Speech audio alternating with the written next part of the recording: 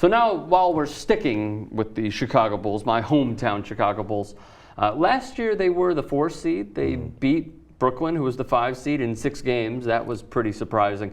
But Yahoo Sports wrote an article basically about how they are going to have to reshape their roster, something that they were basically doing. It's like a Band-Aid. They were slowly peeling it off and waiting to totally peel it off towards the end of the season, if not during the offseason. So Yahoo Sports says Taj Gibson, if they let him go, they could save $20 million alone. Luol Deng is set to become a free agent. His contract expires in 2014. Him and management of the Bulls have gone back and forth repeatedly. Carlos Boozer's going to be gone in about a year or two. Mike Dunleavy, who they brought in for Derrick Rose, a drive and kick player.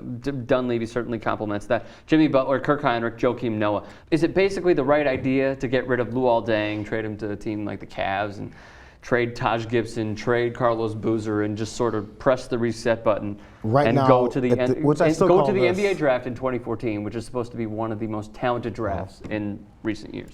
And go to the NBA draft where? I mean, tank the season to the point where you got to compete for trying to get the top 3 guys? Yes. It's one of those things where you see it from the point of, because he broke it down really well in that entire article. Because when I first read it, I was thinking, this is ridiculous, stupid. And then he changed your mentality? Yeah, because he went from the perspective of where the GMS come from and planning for the next phase. But it's also having to give up completely on the season. Yes. I mean, was it already championship or bust already? I mean, I don't think they were the favorite to win the championship already. No, they weren't the favorite, but they could have contended, is basically the point that they're making. And maybe, contended to what level? Playoffs?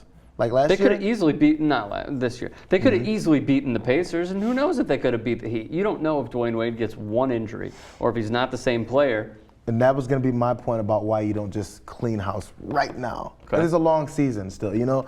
And the thing is, what you end up doing is, you send this message to the other players that will stay on the team and the ones that you're planning to ship away, that you never really cared about their contributions and their commitment to the team in the first place. And more importantly, to the fans who help you pay those salaries of those guys. To where you go, okay, we lost one player. You know what? We sucked, actually. So let's just get rid of everyone. I mean, people have these attachments to the players that have been there for a minute, and especially when you have emotional seasons like they had last year, and the jerseys they buy. I mean, suddenly, people really do see this. They have this loss of, they feel like they wasted their money. Say you bought that Taj Gibson jersey last year, like, you know what, this guy's a blue-collar Bulls player that we like, and you spent your $120 on that jersey, or $100, and you're like, fuck. Right. They don't care. I understand that, but I mean, you stop going to games. I hate to quote Donald Trump, but it's not personal, it's business. Right. I mean, that's what it is. It's not necessarily that they didn't care about what they contributed. It's the fact that they are strict with the luxury tax and with a salary cap, and that's something that they have to respect. Otherwise, they need to match dollar for dollar. NBA teams do.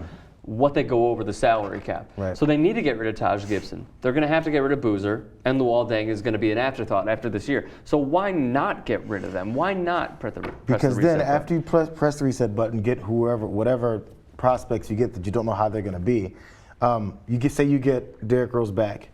Now who do you have? Now you've reshuffled the whole thing. You have your superstar back. Well, they're not going to have him regardless. For this year. You're talking for in the near future, I'm saying they're not going to have them regardless. So why not get draft picks in return? Why not? Because at least you still have some sort of run here where you at least have, again, this season isn't mid-season, it's not late season. It's where you at least have to play the season where you give your fans what they've already given you. During the off-season, we always see these ads for season tickets, buy the season tickets, buy the season tickets. People go out and do that stuff, and then you come in and go, yeah, we lost this player. Well, let's not give you any reason to come to this whole entire season. Again, the Donald Trump line I get, but the problem is it's not personal, it's business.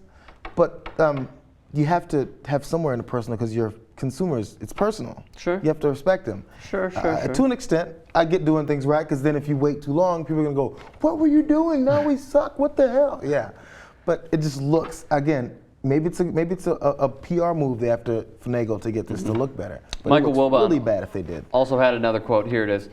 But it's going to take those existing assets, a ton of lottery luck, trading, signing, and maneuvering to build a roster strong enough to be a serious contender, which is why you'll read in a lot of places, though not here, that Gar Forman and John Paxson, the brain trust of Bulls management, should gut the roster right now if necessary to try to be bad enough to get into the next lottery. It's the same way that people hate if a player just thinking about himself, starts tanking the season so that he can go ahead and get out of there or get traded because he's unhappy.